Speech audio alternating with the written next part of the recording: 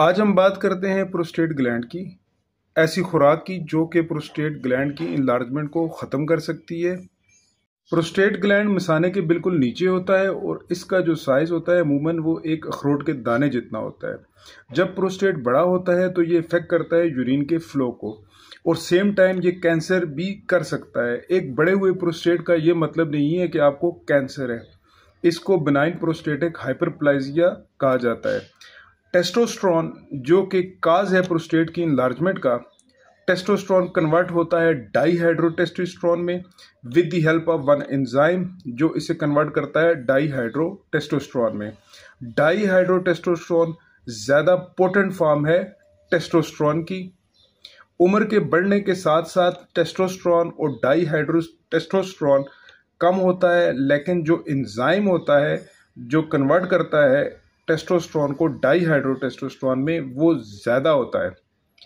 जितनी भी मेडिसिन है जो इन लार्ज प्रोस्टेट के लिए दी जाती हैं वो तकरीबन प्रोस्टेट का साइज 23% तक कम करती हैं, लेकिन उनका पोटेंशियल साइड इफ़ेक्ट भी है। साइड इफ़ेक्ट में लिबिडो की कमी, प्रोस्टेट कैंसर का रिस्क, अगर इस मेडिसिन को छोड़ा जाए तो सुसाइडल इम्पल्सिस भी आ सकती हैं, पीनस की एट्रॉफी हो सकती है और डेवलपमेंट ऑफ ब्रेस्ट टिश्यूज भी होते हैं। इस एंजाइम का एक नेचुरल इनहिबिटर भी है जो डिक्रीज करता है प्रोस्टेट की इनलार्जमेंट 21%। जो नेचुरल एंजाइम है इसे लाइकोपीन कहते हैं। Lycopene risk of prostate cancer को डिक्रीज करता है, इन्फ्लेमेशन को कम करता है और इसके साथ साथ ये बहुत ज़्यादा इम्पॉर्टेंट एंटीऑक्सीडेंट भी है। लाइकोपीन एक कैरोटीनॉइड है जो कि वाटरमेलन में पाया जाता है, कैरेट्स में पाया जाता है, ग्रेप फ्रूट्स में पाया जाता है। टोमेटोज बेस्ट सोर्स हैं लाइकोपीन के। लाइकोपीन की बायोअवेलेबिलिटी ज़्यादा होती है जब इसे हीट दी जाए।